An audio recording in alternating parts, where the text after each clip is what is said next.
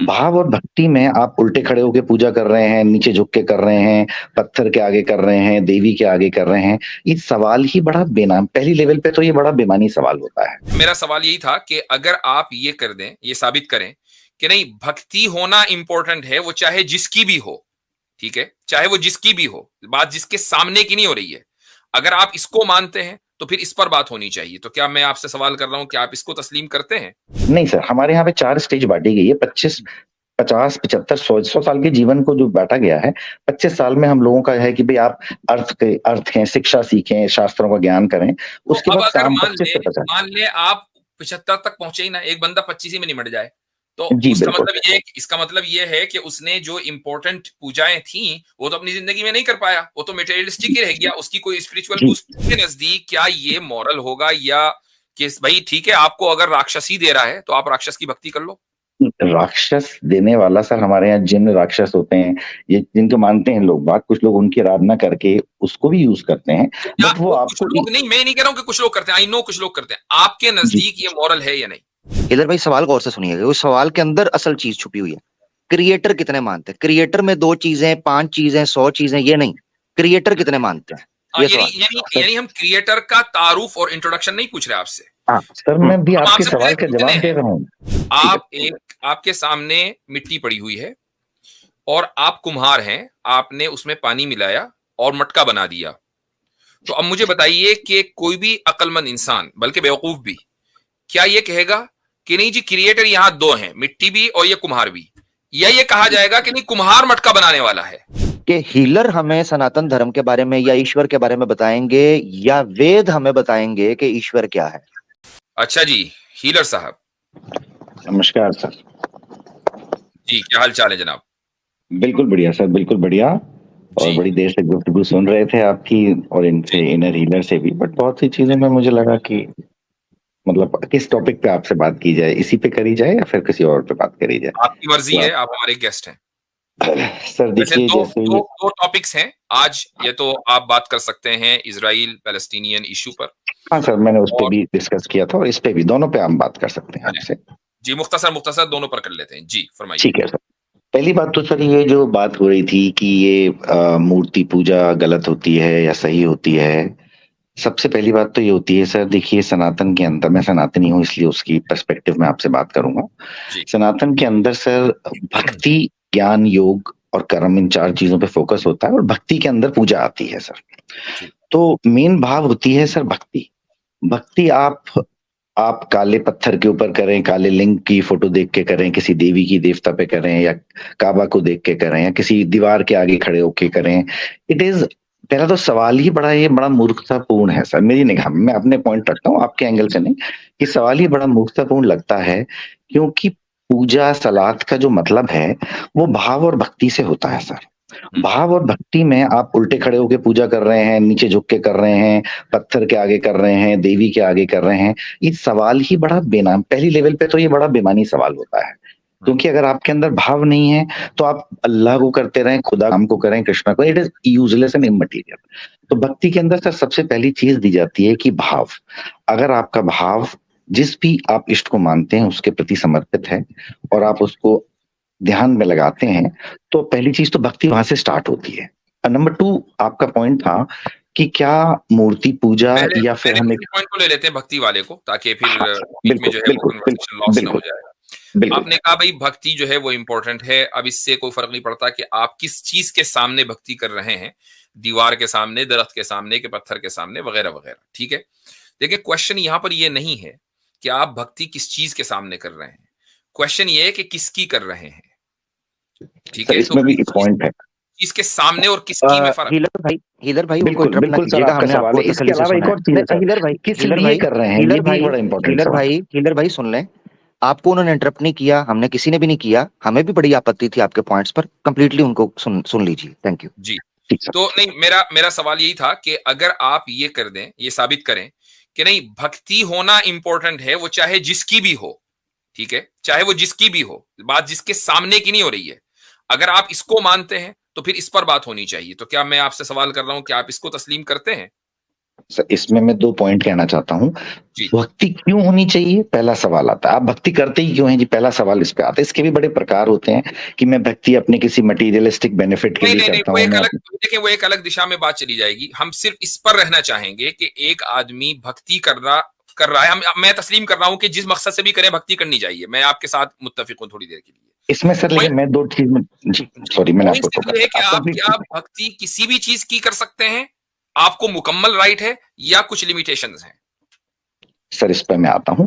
دیکھیے سناتن کے اندر بھکتی کی کئی ساری پریبھاشائیں ہیں. جیسے سر یہ کہہ رہے تھے کہ کبھی مورتی پوجا نہیں ہونی چاہیے. ہمارے یہاں پہ کئی یگوں میں بھکتی کا ورنن ہے. ستیوگ کے اندر 33 کوٹی دیوتاؤں کا بھکتی ہوا کرتی تھی. جب رام آئے تھے تو انہوں نے خود شیولنگ بنا کے شیو کی پوجا کری تھی, شیولنگ کی پوجا کری تھی. تو مورتی پوجاؤں کا اور دیوی دیوتاؤں کی پوجا کا ہمارے یہاں پہ کئی طرح سے ورنن رہا ہے کہیں پہ. اور اس کلयुگ کے اندر میرے بھائی اس سے انکار نہیں ہے کہ آپ کے یہاں اس کا ثبوت ملتا ہے یا نہیں ملتا, اس سے انکار نہیں. پوائنٹ صرف ایک لاجیکل ریشنل گراؤنڈ پر. ابھی تھوڑا اسکرپچرز کو الگ رکھ دیجئے, ٹھیک ہے, بھول جائیے کہ رام جی نے کیا کہا, تھوڑا الگ رکھ دیں. ریشنل گراؤنڈ پر میں یہ پوچھ رہا ہوں کہ اگر ہم نے یہ مان لیا کہ انسان کے اندر بھکتی ہونی چاہیے, میں اور آپ تھوڑی دیر کے لیے اتفاق کر رہے ہیں, اب سوال یہاں پر یہ ہوتا ہے کس کی بھکتی ہونی چاہیے؟ کیا کسی کی بھی ہو سکتی ہے, یا کچھ لمیٹیشنز اس پر ہونی چاہیے کہ نہیں اس کی ہو سکتی ہے اس کی نہیں ہو سکتی, یا کسی کی بھی ہو سکتی ہے؟ دیکھیے سر اس میں کیا ہے سر, دیکھیے ہمارا جو ماننا ہے کہ جو نظام ہے ایشور کا, وہ ایشور نے بڑے اینگلز میں جیسے ایک سمجھ لیجیے ایک سرکار کا نظام ہوتا ہے, اس میں ایک منسٹر ہوتے ہیں, ایک ہیلتھ منسٹر ہیں, وار منسٹر ہیں, ہر طرح کے ڈپارٹمنٹس بٹے ہوئے ہیں. تو ہمارے یہاں پہ یہ مانا جاتا ہے کہ جب آپ پہلے مٹیریلسٹک لائف کو جی رہے ہیں اور آپ اس کے اندر تھوڑا پریشان ہوتے ہیں, کچھ ریکوائرمنٹس ہوتی ہیں, تو آپ اس میں کچھ دیوی دیوتاؤں کی بھکتی کرتے ہیں. اس کا ہمارے یہاں رگ ویدا میں بھی آواہن کا پروویژن ہے. اور اگر سپوز ہمارے کو لڑائی پہ لڑنے جانا ہے, جیسے ہمارے یہاں راجا لڑائی کرا کرتے تھے, تو ان کو شکتی کی ضرورت ہوا کرتی تھی, تو وہ شکتی کی دیوی کی آرادھنا کر کے اس کی پوجا کرتے تھے. اس وقت انہیں موکش کی پراپتی کی اچھا نہیں ہوتی تھی, نہ انہیں جنت جانا تھا, نہ سورگ نرک میں جانا تھا. اسی سوال کو یہاں لیتا ہوں. دیکھیں میرے سوال کا ابھی تک جواب نہیں ملا, لیکن چلے ہم آگے بڑھتے ہیں. آپ یہ کہہ رہے ہیں کہ جیسے گورنمنٹ نے ایک سسٹم بنایا ہوا ہے, الگ الگ منسٹرز ہیں, ٹھیک ہے. مثلا ہم مودی سرکار کو لے لیتے ہیں کہ بھائی اس میں ایک ڈیفنس منسٹر ہے, ایک اس میں انٹیریئر منسٹر ہیں. تو یہ جو منسٹریز الگ الگ حکومت کے اندر کریٹ ہوتی ہیں, وہ اسی لیے ہوتی ہیں نا کہ بھائی ایک بندہ جو حکومت کو لیڈ کر رہا ہے, جس کو آپ پرائم منسٹر کہہ رہے ہیں, وہ سارے کام نہیں کر سکتا, تبھی تو اس نے منسٹرز بنائے ہیں اتنے سارے. بھائی وہی اگر ڈیفنس بھی دیکھے, وہی انٹیریئر سیکیورٹی بھی دیکھے, وہی ایکسٹرنل افیئرز بھی دیکھے, وہی فوڈ ڈسٹریبیوشن بھی دیکھے, وہی فائنانس بھی دیکھے, تو وہ کیسے کرے گا کام؟ تو وہ تو لیڈ نہیں کر سکتا. اس لیے ڈپارٹمنٹ بن گئے نا الگ الگ. جی کچھ بات میں اس میں اتفاق رکھتا ہوں. تو اب مجھے ایک بات بتائیں کہ کیا کریٹر کو, کہ جو آل پاورفل ہے, اومنیپوٹنٹ ہے, کیا ہم اس کو ایسا سمجھ رہے ہیں انسانوں کی طرح کہ جس کے پاس لمیٹڈ پاور ہے؟ اگر ہم ایسا سمجھ رہے ہیں تو یہ تو فالس ایکویولنس ہے نا. نہیں سر, نہیں, آپ نے ایکویولنس جو دیا وہ ہم نے ایک ایگزامپل لیا تھا, اسی ایگزامپل کو لے کے آگے آپ کی بات کرتے ہیں.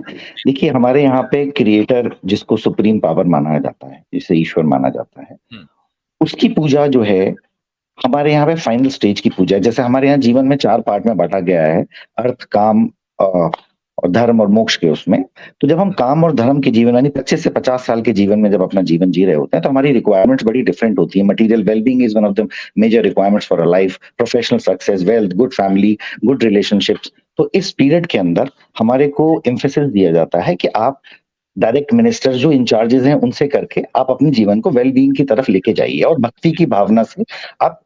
کیونکہ ہمارے ایک چیز اور ہے کہ الٹیمیٹلی جو سارے تتو ہیں ہمارے یہاں, تو شاید ایک بار میرا پہلے بھی ڈسکشن ہوا تھا شاید, کہ ہمارے یہاں پہ آپ جب گرو کی پوجا بھی کرتے ہیں تو گرو کو بھی آپ وہ سمان دیتے ہیں, تو وہ بھی ایشور کو پہنچتا ہے. کچھ ایگزامپل ایسے بھی ہیں جہاں ماتا پتا کی بھکتی ہی ایشور کی بھکتی کو آپ کو کنیکٹ کرتی ہے. کئی اس طرح کی بھی ایگزامپل ہیں. اس کو تھوڑا سا مختصر کریں کہ لاسٹ اسٹیج میں جا کر جب آپ ایکچوئل کریٹر کی, سپریم بینگ کی پوجا کر رہے ہیں, تو اس کا وہ اسٹیج کب سے شروع ہوتی ہے؟ سر سپریم بینگ کی پوجا نہیں ہوتی, میں آپ کو یہاں پہ بھی بتانا چاہ رہا ہوں. جو سپریم بینگ ہے, ہم نے یہ مانا کہ جو نظام ہے وہ جو جس گورننس سے رن ہو رہی ہے اس میں سب کچھ بٹے ہوئے ہیں. سپریم بینگ از हमारी चेतना का जो विस्तार है, उसके लिए सबसे अच्छी पूजा हमारे यहाँ बताई जाती है। पूजा से मतलब वो नहीं होता कि उसके सुप्रीम बीइंग की मैं फिर उसको भी आराधना चढ़ाऊँ, फल चढ़ाऊँ, बिकॉज़ सुप्रीम बीइंग से कनेक्ट होने का मतलब होता है जब हम लास्ट स्टेज में आते हैं अपनी लाइफ में, जब हम अपने को स्पिरिचुअली कनेक्ट करते हैं, जब मेरे लिए कोई मटेरियलिस्टिक रिक्वायरमेंट कम से कम होती है। जैसे मीरा हमारे यहाँ एक एग्जाम्पल रही थी, वो कनेक्ट हुई तो उस स्टेज पे उन्होंने कृष्ण की भक्ति में अपने को, उनकी कोई डिमांड नहीं थी। तो लास्ट स्टेज का मतलब एंड ऑफ लाइफ? नहीं सर, हमारे यहाँ पे 4 स्टेज बांटी गई है। 25, 50, 75, 100 साल के जीवन को जो बांटा गया है, 25 साल में हम लोगों का है कि भाई आप अर्थ हैं, शिक्षा सीखें, शास्त्रों का ज्ञान करें। तो उसके अब बाद अगर काम 25 से 50। मान ले आप 75 तक पहुंचे ही ना, एक बंदा 25 ही में निमट जाए, तो जी बिल्कुल। इसका मतलब ये है कि उसने जो इम्पोर्टेंट पूजाएं थी वो तो अपनी जिंदगी में नहीं कर पाया, वो तो मटेरियलिस्टिक ही रह गया, उसकी कोई स्पिरिचुअल जी बूस्ट नहीं हुई। जी जब वो उसकी जी मैं स्पिरिचुअल हेल्थ ही नहीं बनी, तो अगले जन्म के अंदर जो आपके यहाँ बुनियादी कॉन्सेप्ट है, उसके अंदर वो एक नॉन स्पिरिचुअल बीइंग के तौर पर पैदा होगा, तो ये तो नहीं उसके सर, वेलबीइंग के नहीं खिलाफ है। सर, नहीं सर। देखिए, अगर सपोज एक व्यक्ति आया और उसने अपने जीवन में अपने जीवन को अच्छा रखने के लिए माता पिता की भक्ति को ही अपना चुना, सपोज मैं कहता हूँ उसने अपने माता पिता को ही अपने ईश्वर का स्वरूप मान के अपना जीवन उनकी सेवा में, क्योंकि देखिए भक्ति, सेवा, ज्ञान और कर्म, ये 4 चीजों पे हमारा वो जुटा हुआ है। तो जरूरी नहीं कि मैं योग करके ही अपने जीवन को करूं जो मैं ईश्वर की प्रार्थना करता हूँ, जैसे कि मैं मेडिटेशन वाले आए थे। एक आदमी अगर भक्ति कर रहा है और वो शैतान की, ईवल की, राक्षसों की भक्ति करने लगे, तो क्या जी आप उस भक्ति को सही मानेंगे? जी, वो राक्षस की भक्ति जब करता है, जब उसको राक्षस से कुछ चाहिए होता है, तो अगर वो उसकी भक्ति कुछ प्राप्त करने के लिए कर रहा है, तो नेचुरली भाई उसकी अपने जो मिल रहा है वो उस तरह के लोग भी करते हैं सर, राक्षसों की पूजा करते हैं, कोई मैं किसी कह की रहा हूं आपके नजदीक क्या ये मॉरल होगा, या कि भाई ठीक है आपको अगर राक्षस ही दे रहा है तो आप राक्षस की भक्ति कर लो? राक्षस देने वाला सर हमारे यहाँ जिन राक्षस होते हैं, ये जिनको मानते हैं लोग बात, कुछ लोग उनकी आराधना करके उसको भी यूज करते हैं, बट वो कुछ आपको लोग नहीं, मैं नहीं कह रहा हूं कि कुछ लोग करते हैं, आई नो कुछ लोग करते हैं, आपके नजदीक ये मॉरल है या नहीं? सर ईश्वरी तत्व की पूजा करना वो हमारे लिए मॉरल है, ना कि राक्षसी तत्व की पूजा देखिए, अब आपने कहा कि भाई हमारी बुनियाद जो भक्ति पर है, भक्ति आप चाहे पत्थर की करो, चाहे आप दीवार की करो, दरख्त की करो, भक्ति करना है। तो अगर मैं इसी को बुनियाद बनाकर ये कहूं कि एक आदमी अगर राक्षस की भक्ति कर रहा है, शैतान की भक्ति कर रहा है, ईवल की भक्ति कर रहा है, अब आप उसको फिर मॉरल नहीं इमोरल नहीं कह सकते, फिर वो मॉरल होगा, क्योंकि वो आदमी तो भक्ति कर रहा है। लेकिन किस बुनियाद पर आप उसको मॉरल इमोरल कहते हैं? इस बुनियाद पर नहीं कि भाई के आपकी जो खुदा है, जिसको आपने सुप्रीम बीइंग माना है, ये उसके खिलाफ है। जो राक्षस हैं जिनकी आप भक्ति कर रहे हैं, वो उस खुदा के निजाम के खिलाफ हैं, इसलिए इनकी भक्ति करना इमोरल है। यही तो बुनियाद होगी ना सर। इसके अलावा अगर आप, मैं कहता हूँ सपोज आप खुदा की भक्ति करते हैं, सुप्रीम गॉड की भक्ति करते हैं और आप उसके बाद बम फोड़ने चले जाते हैं अगले दिन, तो वो भक्ति का क्या है सर? वो भी वही बेकार, क्योंकि आपकी भावना, आपकी इच्छा ही अलग है। आपने पूजा तो खुदा की करी, आपने डाइवर्ट कर दिया। मैं बताता हूँ आपको कैसे डाइवर्ट किया आपने।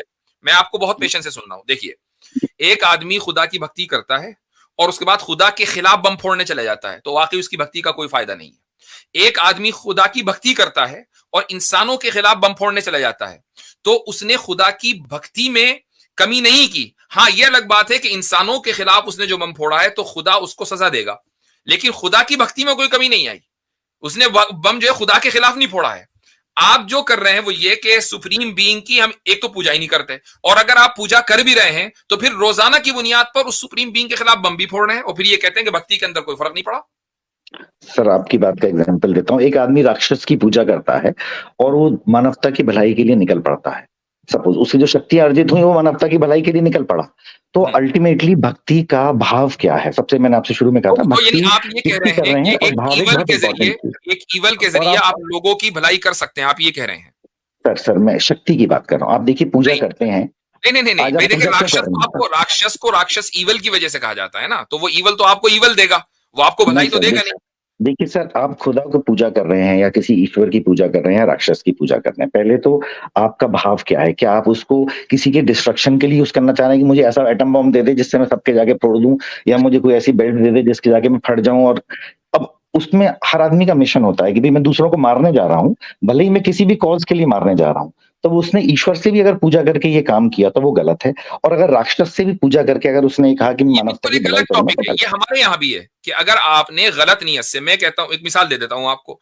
एक आदमी हज पर गया, आपको पता है हज एक मुकद्दस इबादत है, लोग जाते हैं, ठीक है। एक आदमी हज पर इसलिए गया कि लोग मुझे हाजी जी कहेंगे, हाजी साहब कहेंगे, अल्लाह ताला के लिए नहीं गया। تو بھائی اس کا حج جو ہے قابل قبول نہیں ہے.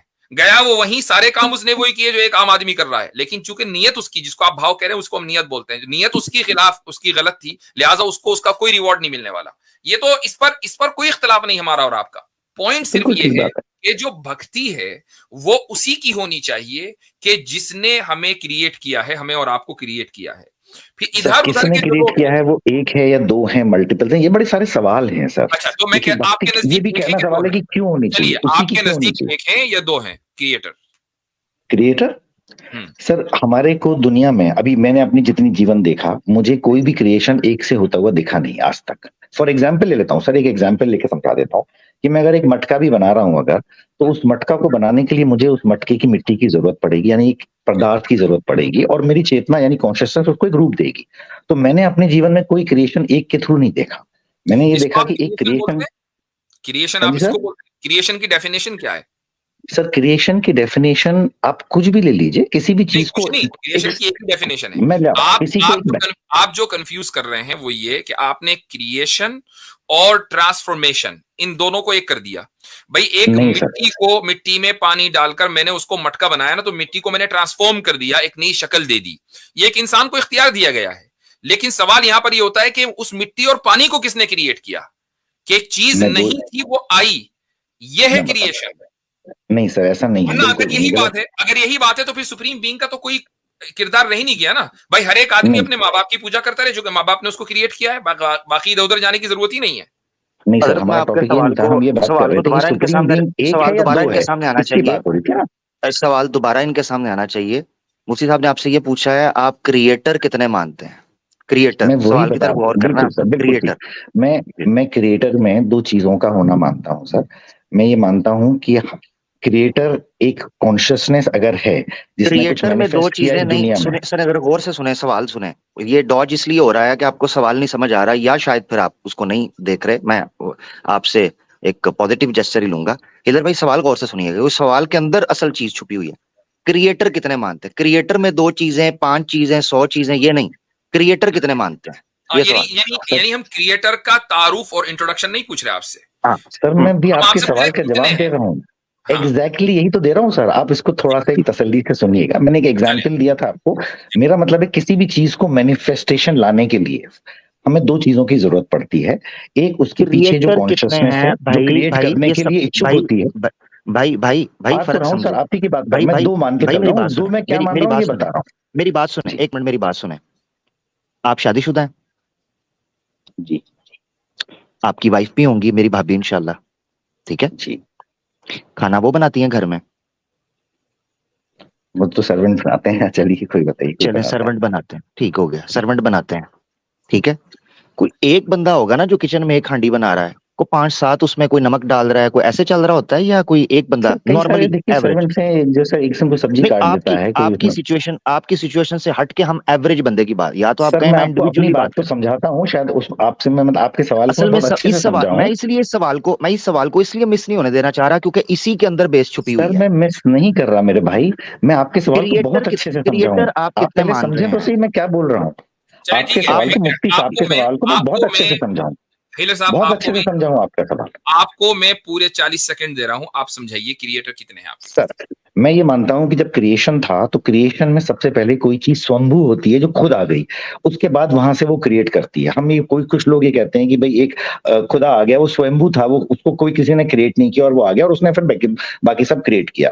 ہم اس چیز کو نہیں مانتے سر. سناتن میں ہمارے یہاں پہ سانکھیا کے اندر یہ مانا جاتا ہے کہ ایک کریشن کے لیے, اس فزیکل کریشن میں بھی دو لوگ لگتے ہیں ہر جگہ, ایک لگتا ہے مٹیریل اور ایک لگتا ہے کانشیسنس. ہمارے یہاں پہ دو چیزوں کو سومبھو مانا گیا ہے, ایک جو کہ چیتنا ہے, جو ایک فرسٹ سومبھو چیتنا جسے ہم سپریم کانشیسنس کہتے ہیں, اور ایک جو سپریم مٹیریل ہے اندر, ڈارک میٹر کہہ لیجیے, جس کے بعد سارا مٹیریل بننا چالو ہوا, جس کو ہم پرکرتی یعنی دیوی کے روپ میں مانتے ہیں. اب ہم یہ مانتے ہیں کہ جب کریشن ہوا تو اس سے پہلے دونوں ہی سشپت اوستھا میں تھے. There was some thing like کہ میٹر कुछ बनना चाहता था लेकिन उसके पास चेतना नहीं थी, और चेतना कुछ बनाना चाहती थी लेकिन उसके पास मैटर नहीं था, और दोनों ही स्वयंभू थे।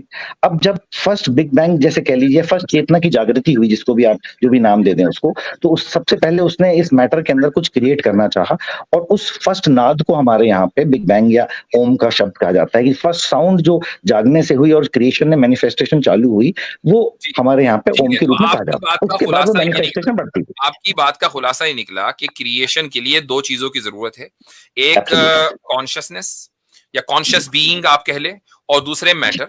दोनों ही चीजें सुप्रीम मैटर, ये दो चीजें हमारे, सुप्रीम कॉन्शियस, सुप्रीम मैटर, दोनों ही चीजें जो है वो मिलकर क्रिएटर बनी है, लिहाजा क्रिएटर एक नहीं है। सबसे पहले तो ये, मैं कोई कहता है कि एक है दो है, हमारा ये मानना है कि क्रिएशन तो हमने तो देखा ही नहीं एक जन को क्रिएट करते हुए कुछ भी। ठीक है, चले सही है। मैं अब आपको एक मिसाल देता हूं, हालांकि इस फिलॉसफी के ऊपर बहुत आसानी के साथ हम रिफ्यूटेशन दे सकते हैं, लेकिन मैं इसी मिसाल को लेता हूं।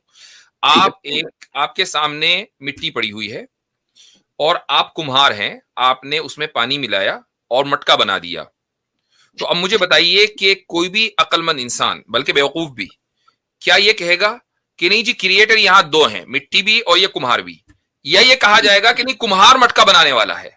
सर कुम्हार कुछ कर ही नहीं सकता, अगर मटका मिट्टी नहीं तो हवा में झूलता रह जाएगा। आपने उसकी लिमिटेशन बयान कर दी कि वो कुछ नहीं कर सकता। मैं कह रहा हूं कि ये जो एट्रीब्यूट है, जो एडजेक्टिव है क्रिएटर का, ये आप कुम्हार के साथ लगाएंगे कि मिट्टी के साथ भी लगाएंगे?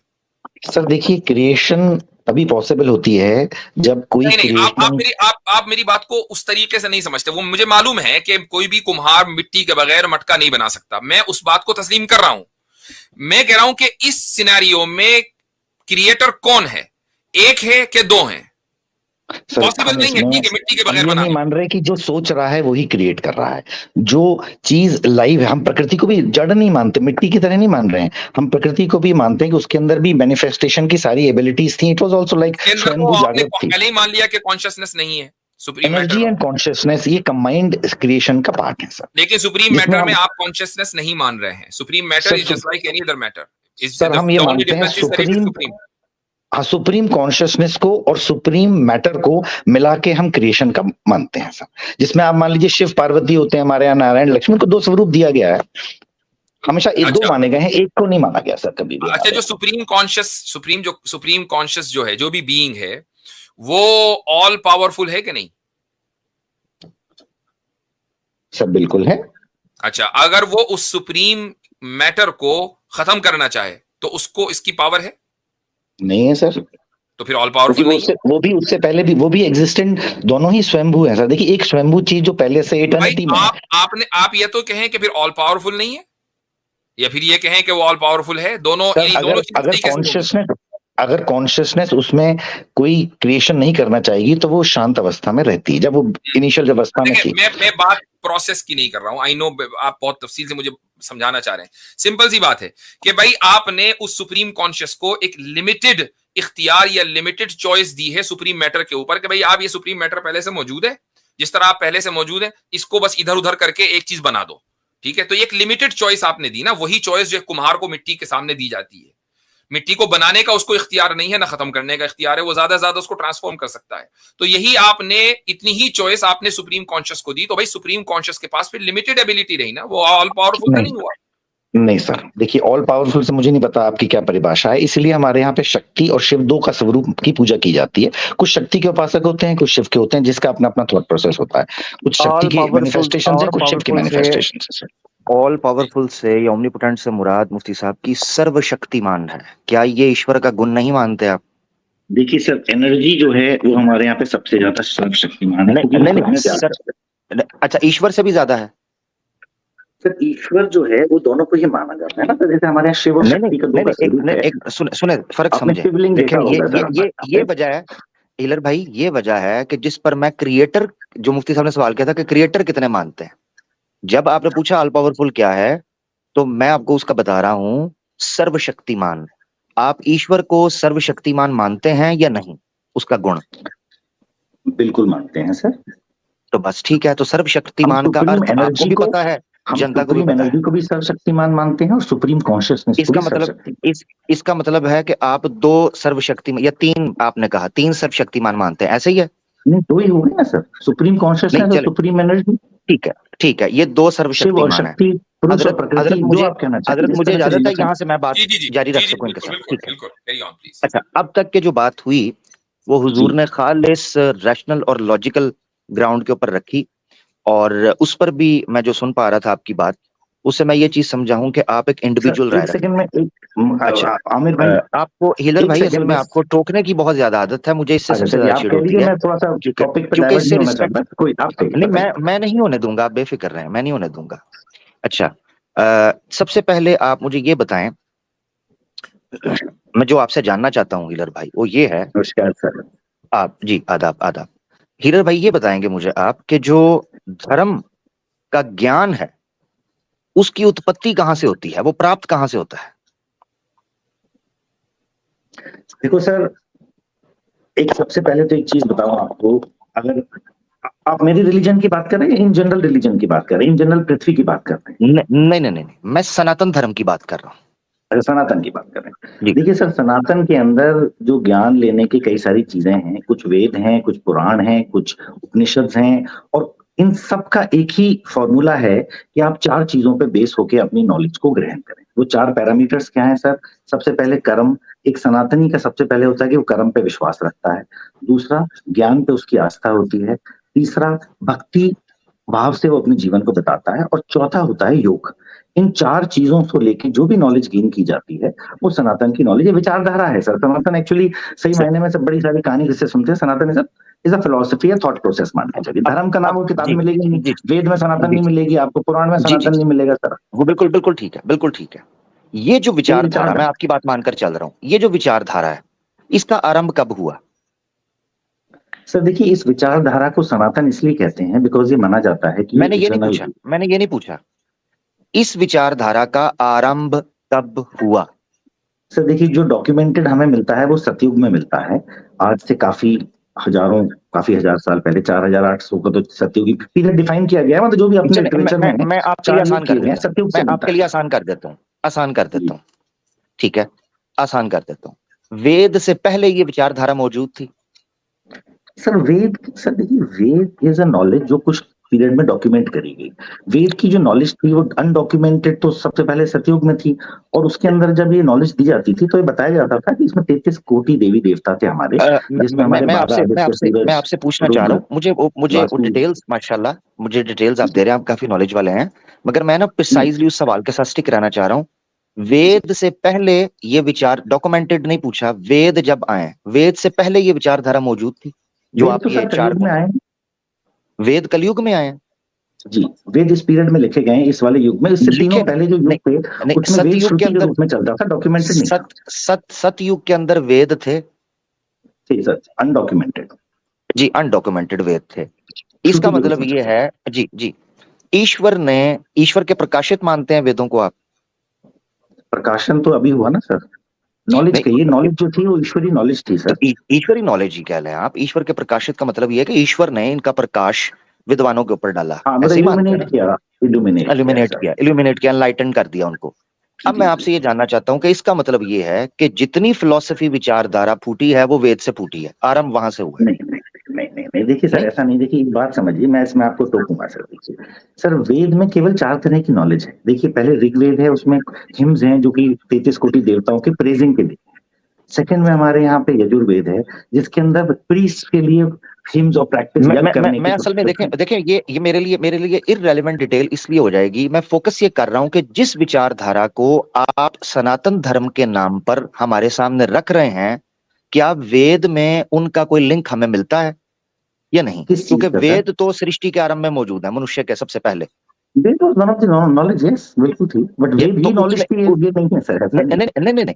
जो मेरा मकसद है कहने का वो ये है, वेद से विचारधारा मिलती है क्योंकि सनातन धर्म का परम प्रमाण वेद है। परम प्रमाण सर, वेद परम प्रमाण है, ये बिल्कुल आप किसने कह दिया? ये मनुस्मृति ने कहा है। नहीं, मनुस्मृति सर देखिए, मनुस्मृति हो गए, और ये जो आपके क्या कहते हैं सत्यार्थ प्रकाश वगैरह हो गए, ये तो जैसे आपके यहाँ अहमदी हैं। सत्यार्थ प्रकाश की बात मैंने की ही नहीं, मैं मनुस्मृति किसकी है सर? ये डॉक्यूमेंटेड किताबें अभी कलयुग में लिखी गई हैं। जी, आप कलयुग कह रहे हैं। मनु जी का समय कब है? मनु जी का समय कब है? कौटिल्य का अर्थशास्त्र और मनी शास्त्र इसी टाइम के करीब करीब है सर, ये अभी लिखे वेरी हैं गुड। करीब करीब 100-150 साल पहले। अब मैं ये जानना चाह रहा हूँ कि जो 4 चीजें आपने रखी हैं, अभी मैं इस चीज पर नहीं आ रहा कि क्रिएटर के बारे में जो आपने चीजें रखी हैं, क्योंकि मैं जानना चाहता था कि हीलर हमें सनातन धर्म के बारे में या ईश्वर के बारे में बताएंगे या वेद हमें बताएंगे कि ईश्वर क्या है, ये जानना जो जरूरी है। नॉलेज मैं आपको बात बता रहा हूँ, अगर आप ऋग्वेद के अंदर उपनिषद के पार्ट में जाएंगे, ऋग्वेद के अंदर भी 4 पार्ट हैं सर, आपको पता ही होगा, आप तो ज्ञानी हैं काफी, आपने नॉलेज मुझे लगता है काफी है आपके पास। तो उसके अंदर जो हमारे उपनिषद हैं, उसके अंदर सर पूजा के बियॉन्ड जो हमें 4 चीजों पे धर्म को आधारित करने के लिए कहा गया है, वो 4 चीजें आपको बताई मैंने। गीता में भी उसका वर्णन है। उपनिषद जो है वो वेद, उपनिषद जो है वो वेद का पार्ट ही नहीं है। मैं तो संहिता की बात कर रहा हूँ, मैं वेद के जो संहिता ओरिजिनल मंत्र हैं उनकी बात कर रहा हूँ। संहिता सर तो मंत्र है, उसमें क्या करोगे? वो तो आपको पूजा करने के लिए, जैसे आप नमाज पढ़ रहे हैं, सलाद पढ़ रहे हैं, उसका ही अर्थ है ना आगे जो निकलता है। तो मैं ओरिजिनल टेक्स्ट की या ओरिजिनल उस ज्ञान की बात कर रहा हूँ जहां से ये परंपरा या विचारधारा शुरू हुई। बात तो एक मान के चलिए, जब टेक्स्ट धरती पे आ गया तो वो उतना ओरिजिनल कभी नहीं रहता। लेकिन हमारा मानना है, आपका नहीं मानना होगा, आपके हिसाब से जो होगा। हमारे यहाँ पे जब मैनुअल इंटरवेंशन हो जाता है, श्रुति से जब उसको आप लिपि में लेके आ गए हैं, तो कहीं ना कहीं उसमें एक माइनर मैनुअल इंटरवेंशन हो जाता है। तो इसीलिए हमारे यहाँ पे विवेक को इस्तेमाल करके कहा गया है कि हर चीज को आप विवेक के इस्तेमाल से करिए। ज्ञान का एक पिलर बड़ा स्ट्रॉन्ग है सर, बिना ज्ञान के सारी मुझे मैं समझ पाया हूँ। जबरदस्त आपकी बात से जो मैं समझ पाया हूँ वो ये है, अगर आपकी जो बात है उससे मैं समझ पाया हूँ कि जो वेद इस वक्त हमारे सामने मौजूद है, इनमें इंटरवेंशन और फैब्रिकेशन हो चुकी है। सर मैं दुनिया की किसी भी किताब जो आदमी ने आपने लिखी है, मैं आपसे जो मैं आपसे पूछ रहा हूँ उसको फोकस करके बता दें। देखिए सर, हो चुकी है, यही मैं सही समझाऊं? नहीं, आपने सर ये सही नहीं समझा। नहीं, आपने खुद बोला है कि जब लिपि के अंदर, आपने खुद बोला है हीलर भाई, आपने भी थोड़ी देर पहले खुद बोला था कि जब ये लिपि के अंदर आ गई तो मैं ये मानकर चलता हूं। आप नहीं मानते, मगर मैं ये मानता हूं अपने लिए कि भाई इसमें चेंज हो चुकी है, हो चुकी है। चेंज नहीं कहा, मैं ये कहता हूँ सर, मैं अभी रुकिएगा मैं जी ये ऑडियो सुनाने लगा, ऑडियो मैं आपकी सुनाने लगा सर। मैं आपकी ऑडियो सुना देता हूँ जी, मुझे 2 मिनट दीजिएगा, मैं आपकी ऑडियो सुना देता हूँ जी। भाई ने क्या बोला था ताकि किसी को भी गलत फहमी जो है वो ना रहे। कभी नहीं रहता, लेकिन हमारा मानना है, आपका नहीं मानना। ये देखिएगा जी, ओरिजिनल उस ज्ञान की बात कर रहा हूँ जहां से ये परंपरा या विचारधारा शुरू हुई। बात तो एक मान के चलिए, जब टेक्स्ट धरती पे आ गया तो वो उतना ओरिजिनल कभी नहीं रहता। लेकिन हमारा मानना है, आपका नहीं मानना होगा, आपके हिसाब से जो होगा। हमारे यहाँ पे जब उतना ओरिजिनल नहीं रहता, ठीक है जी, आपने ये जुमले बोले, तो यानी इसका मतलब ये है कि जो वेद इस वक्त हमारे पास मौजूद हैं ये ओरिजिनल नहीं है। सर ओरिजिनल वेद तो केवल श्रुतियों में था सर, इसका मोस्ट ऑथेंटिक वर्जन हमारे साइट है, गवर्नमेंट की साइट है। हीलर भाई सॉरी, हीलर भाई मैं समझ जाता हूं, मैं आपको इंटरप्ट कर रहा हूं, जरा सुनिएगा। ओरिजिनल तो श्रुतिज के अंदर मौजूद था, इस वक्त जब लिख दी गई लिपि के अंदर ये मौजूद नहीं, ऐसे ही है ना?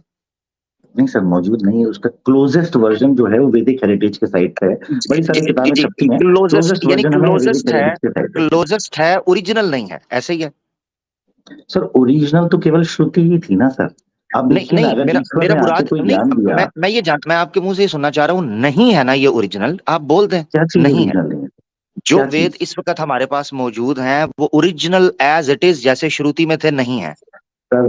खाली कोई भी स्क्रिप्चर जो आदमी ने लिखा, सर मैं वेद की बात, हीलर भाई मैं वेद की बात कर रहा हूँ जी, नहीं है एज इट इज जैसे ओरिजिनल थे। श्रुति के जैसे हैं ये मुझे नहीं पता। नहीं आपको नहीं पता। आमिर भाई और हीलर साहब, मैं थोड़ा सा इंटरप्ट करूंगा, गुफ्तगू जो है वो क्लोज कर लेते हैं। हाँ, बहुत दूर चले गए, इसको अगले 2 मिनट में निपटा लें। ठीक सर, ये वाला पॉइंट तो है सर, हम उस पॉइंट पे आ जाते हैं, बिकॉज़ ये तो जी मैं असल में इसमें ये जो बेस का बात कर रहा था, 2 मिनट में निपटा लें, 2 मिनट इसको 2 मिनट में निपटा लेते हैं जी। अच्छा हीलर भाई, ये अभी क्रक्स निकल कर आ गया आपकी तरफ से, एक पॉइंट जो बड़ा इंपॉर्टेंट है कि वेदास अपनी ओरिजिनल फॉर्म के अंदर नहीं है जब से लिपि के अंदर नहीं है, श्रुति की फॉर्म में अपनी ओरिजिनल जो टेक्स्ट हमारे सामने है।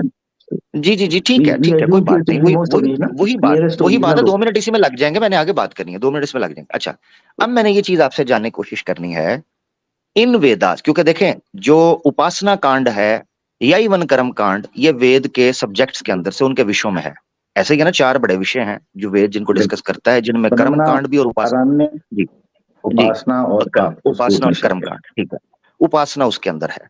पूजा की अभी बात चल रही थी, मूर्ति पूजा के हवाले से।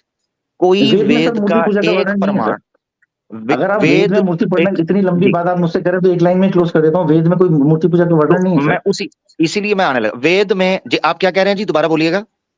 आपका ये कहना था कि आप मुझे इतनी लंबी बात इसीलिए करना चाह रहे थे ना कि क्या मूर्ति पूजा वेद में है कि नहीं, ये पूछना चाह रहे थे। अगर आप हिलर भाई मेरे सवाल का तुरंत जवाब दे देते तो इतनी लंबी वाकई बात ना होती। जी बता दीजिए, मूर्ति पूजा कि वेद में मूर्ति पूजा का कोई जिक्र नहीं है। आप तस्दीक कर रहे हैं ना हिलर साहब? पहले भी बताया था आपको मैंने कि इसका जो वर्णन है सर हमारे आपको पता चलेगा मैंने इतनी लंबी बात क्यों की, अगर आप मुझे मौका देंगे अपनी बात। आप ये कह रहे हैं कि वेद में मूर्ति पूजा का वर्णन नहीं है, ऐसे ही है? ठीक समझाऊं? जी हाँ, उन्होंने यही कहा, हमारे यहाँ पे उन्होंने यही कहा है, यही कहा है ना, बस ठीक है। अब ये देखें, इसलिए बात लंबी होती है। आप हाँ या ना में बताएं जो आपने बोला, फिर मुझे ऑडियो सुनानी पड़ती है। मुफ्ती साहब वेद के अंदर जी नहीं है, नहीं है, जरा सुन ले, जरा सुन जी, बट मूर्ति बना के करना है, एक का वर्णन नहीं सर। इसमें दो चीजें क्लियर सर, मेरी एक बात क्लोज जाने आपके बात को। इसमें एक देवता का पूजा का वर्णन नहीं है वेदों के अंदर। इसमें 33 कोटि 33 प्रकार के देवी देवताओं का पूजन है। उसमें वो जो देवी देवता है, देवी देवता के अर्थ के ऊपर बात करेंगे कि देवता किससे कहते हैं, उसके अर्थ के ऊपर बात करेंगे। मगर अभी ये हमें निकल कर आया कि मूर्ति पूजा का वर्णन नहीं है। अब मैं सवाल रखने लगा हूं, हीलर भाई, जब द क्लोजेस्ट हमारे पास बुक मौजूद है जो ईश्वर का ज्ञान माना जाता है, वेद की शक्ल के अंदर जो विद्वानों को दिया गया, उनके पर प्रकाशित किया गया, एनलाइटन किया गया, उसमें अगर मूर्ति पूजा का, ये टोक रहे हैं मुझे, उसमें अगर मूर्ति पूजा का वर्णन नहीं है, तो इसीलिए सनातन धर्म का जो परम प्रमाण वेद है, जब उसमें मूर्ति पूजा का वर्णन नहीं है, मुझे नहीं समझ आती कि मूर्ति पूजा इसके बाद फिर इसका मतलब है इंटरजेक्ट की गई, इंपोर्ट की गई। ठीक है, मैं जवाब दे देता हूं एक लाइन में, आधे सेकंड में, ज्यादा लंबा आधा ही सेकंड। ठीक है सर, जैसे आप मतलब मैं किसी रिलीजन पे नहीं कह रहा, बट जैसे कुरान के अंदर सर नमाज का कहीं वर्णन नहीं है, सलात का वर्णन है, लेकिन हदीथों से आप सलात नमाज नहीं, ऐसा नहीं है, ऐसा नहीं है। कुरान में नमाज का नमाज का तर्जुमा है ना, सलात का तर्जुमा है, सलात है ना सर। अब सलात कैसे की जानी है, सलात नमाज को तो कहते हैं। पूजा कैसे की जानी है, हाथ नाफे के ऊपर नमाज उसका ट्रांसलेशन है भाई। एक मिनट, सलात का ट्रांसलेशन है, सलात का ट्रांसलेशन है नमाज। तो ये कंफ्यूज ना करें कि नमाज का जिक्र नहीं है। और यही वजह है, अब आप सुन लीजिए ना मेरी बात, यही वजह है कि अगर आप अरबों में चले जाएंगे, उनसे पूछेंगे नमाज, तो उनको समझ भी नहीं पाएंगे कि क्या बात हो रही है, क्योंकि वो उर्दू या फारसी नहीं बोलते हैं। सुन लीजिए, ये सिर्फ ट्रांसलेशन है। आपको अरबों के सामने अगर बात करनी है तो आपको सलात का लफ्ज ही बोलना पड़ेगा। अब ये कि कैसे करनी है, अब मैं आपको बता देता हूँ। कुरान में रुकू का भी जिक्र है, कुरान में क़याम का यानी खड़े होने का भी जिक्र है, कुरान में सजदे का भी जिक्र है, कुरान में अल्लाहु अकबर का भी जिक्र है, कुरान में यानी तस्बीह का भी जिक्र है। सारी चीजें मैं बताता हूं, इनका मसला हल होने लगा है। सुनेंगे जी, मैं करता हूं, मैं ऊपर नीचे हाथ करवाता हूं उसका हाथ। इधर भाई सुनेंगे, इधर भाई सुनेंगे, आप सुनेंगे तो आपको पता चलेगा क्या है जी। हम कुरान में सलात का जिक्र मानते हैं और उसी समय पर नबी पाक सल्लल्लाहु अलैहि वसल्लम ने उसको प्रैक्टिकली कर दिखाया है, जबकि मूर्ति पूजा का एग्जैक्टली ना मूर्ति पूजा का जिक्र वेद के अंदर है और ना मूर्ति पूजा उस समय पर होती थी। आपने खुद माना। आमिर भाई, आपकी बात का जवाब दे देता हूँ। हमारे यहाँ पे रामायण में रामचंद्र जी ने खुद ही वैदिक पीरियड के अंदर शिव जी की मूर्ति स्थापित करके उनकी पूजा करी, शिवलिंग। वैदिक पीरियड कितना लंबा था? भाई दो चीजों में फर्क समझे। हमारे यहाँ सुन लेना, फर्क समझे। वैदिक पीरियड कितना लंबा है, चलें बताएं आप, कितना लंबा वैदिक पीरियड? सर वैदिक कोई पीरियड ही नहीं है अभी। चलो हमारे यहाँ वैदिक पीरियड और आप कह रहे हैं वैदिक पीरियड नहीं है। सर 4 पीरियड हैं सर, ये देख लें आप। इधर भाई आपने एक स्टेटमेंट दिया कि वैदिक पीरियड में राम जी ने स्थापना की मूर्ति की। चलो इनको भी ले लें, इनको इतना फ्लेक्सिबल ग्राउंड देते हैं। हीलर भाई इतना फ्लेक्सिबल आपको ग्राउंड देने लगा हूँ। सुन ले, आपको इसमें भी मैं फ्लेक्सिबल, आपको ओपन हम ग्राउंड दे देते हैं, कोई बात नहीं। انہوں نے ویدک پیریڈ کہا اور اس کے بعد میں سمجھانے کے لیے 4 یگ رکھے. ٹھیک ہے کوئی بات نہیں. میں آپ سے جاننا چاہتا ہوں وید کس یگ کے اندر آئے؟ سر وید تو کل یگ میں آئے. یار میں ویسے پوچھنا تب آئے تھے سر. وید کی جو نالج ہے وہ ایٹرنل ہے. ہندوازم کا پورا دبائی ختم ہو گیا یار. وید ودوانوں پر رشیوں پر کب پرکاش کیا گیا ان کا؟ ستیوگ میں. زبردست. ستیوگ. شری رام نے جو استھاپنا آپ کہہ رہے ہیں مورتی، شری رام کون سے یگ میں آئے؟ شری رام جی اس کے بعد دوپر یگ میں آئے. دوپر یگ میں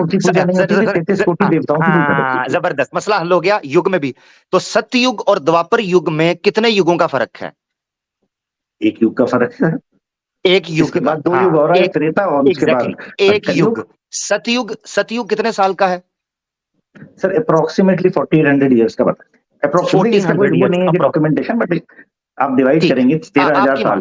ہم 1400 ایئرز مان کے آپ کی بات ادھر بھائی کتنے 4800 سال 4800 سال 4800 ایئرز کا فرق ہے. وید آ رہے ہیں ستیگ میں، شری رام آ رہے ہیں دوپر یگ میں. 4800 سال کے بعد جا کر مورتی پوجا کا آرمبھ ہوتا ہے اکارڈنگ ٹو ہیلر بھائی جو انفارمیشن انہوں نے دی ہے.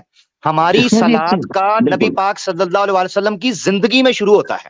بالکل. جن کے اوپر قرآن نازل ہوا انہوں نے ہی صلات کو کر کے دکھا دیا کہ اس طریقے سے نماز پڑھی جائے گی. ایک منٹ، میں نے 2 منٹ رکھے تھے اس ڈسکشن کو، ورنہ یہ آن گوئنگ رہے گا آل نائٹ. تو اب اس کو یہاں پر ختم کرنا ہے. تو آپ پوائنٹ پہ بتائیے سر، جس پوائنٹ پہ آپ کا ڈسکشن چل رہا تھا تو امیر بھائی سے ڈسکشن ہو گیا اس پہ. آدھا ڈسکشن میرے ساتھ ہوا، آدھا امیر بھائی کے ساتھ ہوا. ہم نے یہ چیز کرنی